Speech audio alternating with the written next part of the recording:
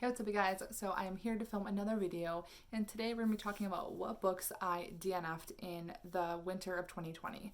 So for those of you who do not know, DNF means did not finish, and I have been trying to do that a lot more recently because I have like 425 books on my TBR, like my physical TBR, and I'm never going to get through those if I don't kind of be a little bit more cutthroat, get rid of what I don't like, what I'm not interested in, and just put down a book if I'm not enjoying it. So I have 4 books to talk about today, and let's just jump right in. So the first book I have to talk about is Spinning Silver by Naomi Novik, and this actually I ended up reading with my friends for like a book club that we do, and we all kind of pick one of our books off of our TBR, annotate it, and send it to the next person so they can read it and also annotate it. Now I was the last person to get this book, and unfortunately I just did not enjoy it. I got to, page 380 out of like 466. So I was literally almost done with this book, and I just could not bring myself to finish it anymore, which is really a bummer because I was really enjoying the first part of the book up until like the main character gets taken away to live with the fairies or something. I'm pretty sure, or whoever the heck it is. Basically up until that point, I really enjoyed the book and I loved the atmosphere and just kind of everything going on. But once the plot kind of developed a little bit more and maybe more people would have been interested in it, I just lost interest. And so for like 200 pages, I was like, I don't know what's happening. I don't really care anymore. I remembered like a few scenes, but I was like, I can't even remember people's names. And like, I think the thing that bothered me the most also is that perspectives kept changing in the middle of chapters. So you'd be reading one thing and it'd be person A, and then all of a sudden there'd be a page break and it'd be person B. And you're like, wait, what?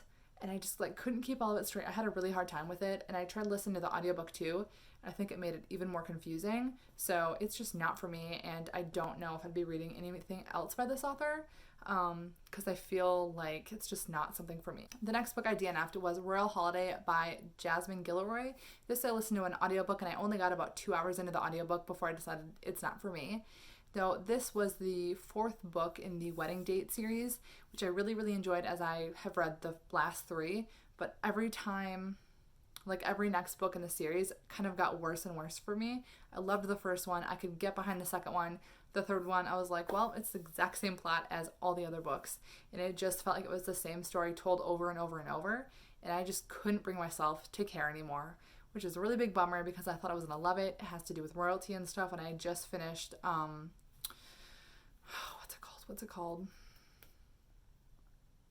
Her Royal Highness by Rachel Hawkins, about the Scottish Highlands and the girl dating the princess, right? That's what it was. I just finished that, so I was like, oh, this will be perfect. It'll be more royalty. I'm gonna love it. And I just didn't care.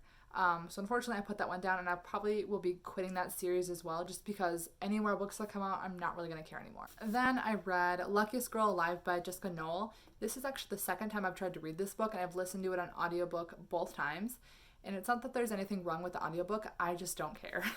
So there's this big mystery or whatever about this main character. She's got a mysterious past, and something happened, and I just felt like everyone was kind of insufferable and kind of miserable, and I just didn't really care.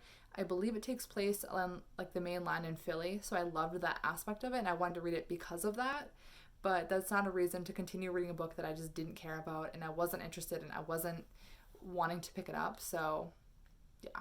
The next book I put down was Atypical: Life with Asperger's and 20 1/3 Chapters by Jesse A. Saperstein. This is about a boy who has Asperger's, and it's basically him recounting his life. It's nonfiction, and I thought I was really, really going to enjoy it because I find these books really fascinating for a lot of different reasons, but something just put me off with the way that the author talks about women as if they owe him something, that like he deserved to go on dates, and they owed him a date, and they owed him a conversation and stuff like that, and that he was just kind of pouting about everything, and I didn't love that. I don't think that that is obviously how this is meant to be, but I just had a hard time caring about those chapters that involved stories with women. It just kind of put me off. But I did enjoy what I did read. Apart from that stuff, I got about halfway through it. It was about like page 95, and I just decided that I'm not interested in some of these stories, and I'm just going to put it down, and hopefully somebody out there will actually get some good use out of this, and I feel like it's better served for them than served for me. Alright, so these are all the books that I DNF'd, plus the next one. Now, there's nothing wrong with these books by any means. They're just not for me. I'm not the right audience, and I don't think that it's fair to keep reading books that I'm not interested in just to give them a low rating, which I don't like doing. If it is nothing wrong with the book, it's something wrong with what I like in books, if that makes sense. So if you've read any of these books and you can give me a good reason as to why maybe I should read them or finish them or whatever, just let me know. But otherwise, I will see you guys in my next video. Bye.